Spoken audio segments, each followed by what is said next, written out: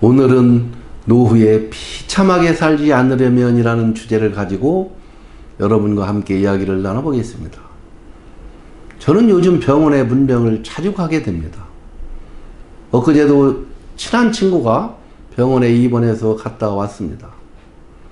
그 친구는 저처럼 시골에서 아주 가난한 농부의 아들로 태어나서 중학교를 졸업한 후에 서울 공장에 취직하여 아주 열심히 일해서 작은 공장을 직접 인수하여 휴일도 없이 일했습니다. 자식들도 다 키웠으니 휴일은 쉬면서 하라는 그런 아내의 말을 듣지 않고 노후 준비를 하려면 돈을 더 벌어야 한다고 하면서 쉬지 않고 일만 하였고, 건강검진 한번 제대로 받지 않다가 체중이 자꾸 떨어져서 병원에 갔더니 간암이라고 하였다고 합니다. 일이 힘드니까 일 끝나고 매일 술 한 잔씩 하고 잤는데 너무 무리해서 몸을 그런 무리하게 다루면서 몸을 돌보지 않은 결과가 아닌가, 그렇게 아내는 말을 하더라고요. 물론 자식들은 잘 키웠지만 참 안타깝습니다. 요즘처럼 좋은 세상 3, 40년은 더 잘 살 수 있을 텐데 마음이 너무 아픕니다. 그 친구를 보면서 인생은 단거리가 아니구나 하는 생각이 들었습니다. 인생은 단거리가 아니고 마라톤이라는 생각이 들었습니다. 단거리 같으면 젊어서 죽을 힘을 다해서 살아야 하지만 마라톤이라면 42.19km를 완주하려면 우리의 체력을 배분하여 뛰어야 한다고 생각합니다. 특히 지금은 100세 시대입니다. 자식들 다 가르치고도 나만의 인생을 살아야 할 시간이 참 길고 깁니다. 한 살이라도 젊어서부터 우리는 건강을 챙겨야 한다. 저는 그렇게 생각합니다. 우리가 건강을 잃으면 본인도 괴롭지만 가족들에게 큰 짐이 되는 것이죠. 무엇보다 중요한 것은 건강입니다. 건강은 우리가 조심하고 챙기면 얼마든지 지킬 수 있다. 저는 그렇게 봅니다. 이렇게 건강을 해치는 것이 여러 가지 있겠지만 그 중에서 하나는 지나친 욕심은 우리의 건강을 해친다고 저는 생각합니다. 우리들은 그렇게 욕심을 부리지 않아도 밥 3끼는 먹고 살 수 있는 것이 아니겠습니까? 특히 나이 들어서까지 내려놓지 못하고 지나치게 욕심을 부리면 우리의 체력이 감당하지 못해서 결국 병이 나기 쉽습니다. 과감하게 내려놓고 사는 것이 필요한 것이 아닐까요? 그리고 내 몸 하나 챙기는 것이 최고입니다. 부부가 같이 살다가 아내가 먼저 세상을 떠나면 남편은 갑자기 몸이 허약해져서 3년 이내 대개 사망한다고 합니다.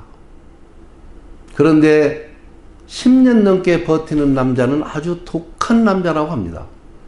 반대로 남편이 먼저 세상을 떠나면 아내는 의리상 한 달 정도 슬퍼하고 그 이후에는 오히려 귀찮은 존재가 없어 홀가분하니 15년 이상 산다고 합니다. 이렇게 말하는 사람은 강창희 노후 설계 전문가가 쓴 50부터 노후 걱정 없이 살아야 한다는 책에 있는 내용입니다. 우리가 나이 들면 자기 몸을 챙겨야 합니다. 제 친구는 시골에서 농사 지으며 자식들을 대학까지 가르치고 결혼시켜 서울에 집까지 마련해 주었는데 작은 아들 사업 자금을 만들어 준다고 벌목한 나무를 그 트랙터로 실어내리다가 그 뒹굴어서 크게 다쳐서 병원에 입원하고 있습니다. 나이 들면 내 몸부터 챙겨야 한다는 것이 이런 친구들을 보면 더 제가 깨닫게 됩니다. 아파서 병원에 있으면은 자기만 서럽고 가족들에게도 큰 짐이 되기 때문입니다. 긴 병에 효자 없다는 얘기 있지 않습니까? 자식들도 결국은 우리가 오래 병원에 누워 있으면은 관심이 자연스럽게 소홀해지기 마련입니다. 내 몸을 챙기지 않고 혹사시키는 유형은 여러 가지가 있지만 그 중에 하나는 또 나이 들어서까지 가족을 챙기려고 하는 것입니다. 그런데 다 큰 자식까지 챙기는 것은 바람직하지 않다고 저는 봅니다. 그리고 자기 몸을 챙기지 못하는 사례는 괴로울 때 술에 의존하는 것입니다.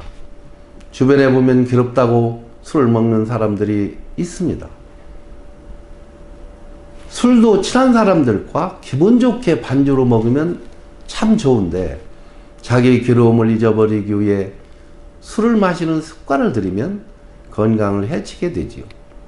제 후배 하나는 괴롭다고 술을 먹는 결국 술독에 빠져 폐인이 되었습니다. 우리는 괴로운 일이 생겨도 강한 마음으로 극복하는 습관을 들여야 합니다.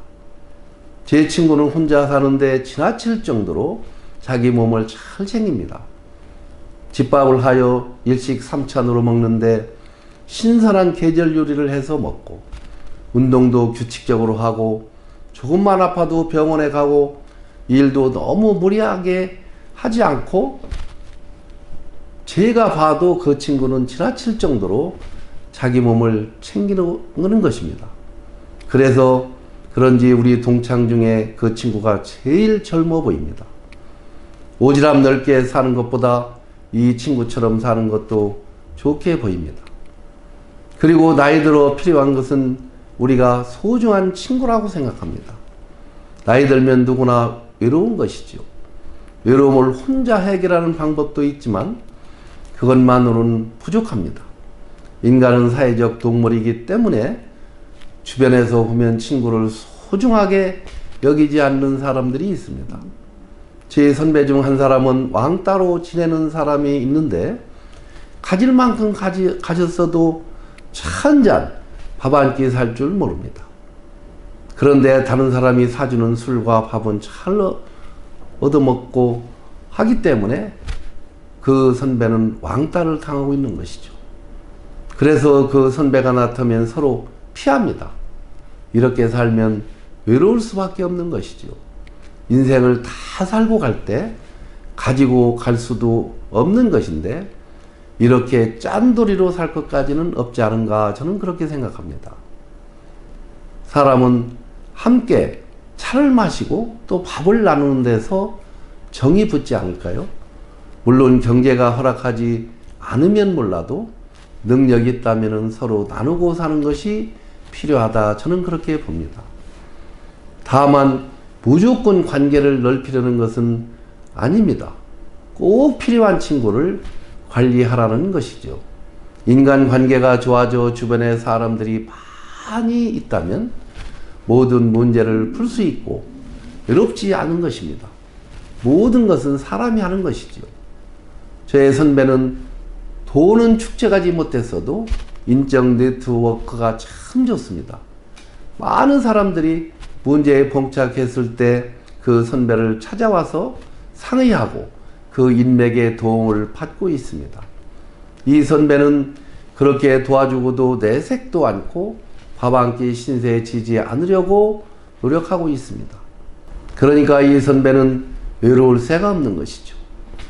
우리 모두 자기 자신도 잘 챙기고 좋은 인간관계를 하면서 비참한 노후를 피하면서 행복하게 살아봅시다.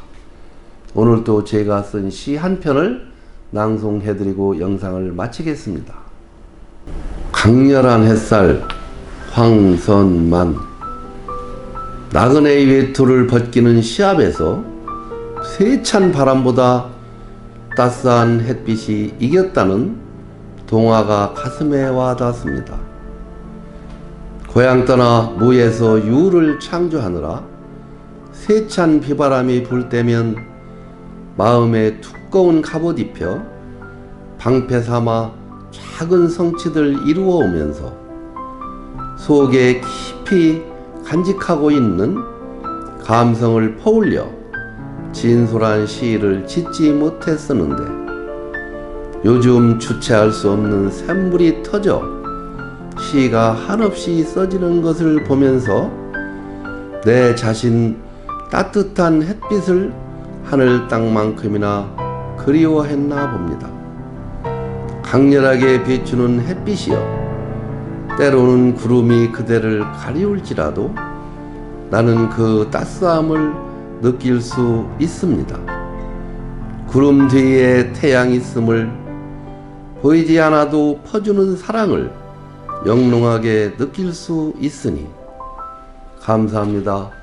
오늘 또 좋아요와 구독과 댓글을 많이 달아주시는 여러분들께 진심으로 감사드립니다.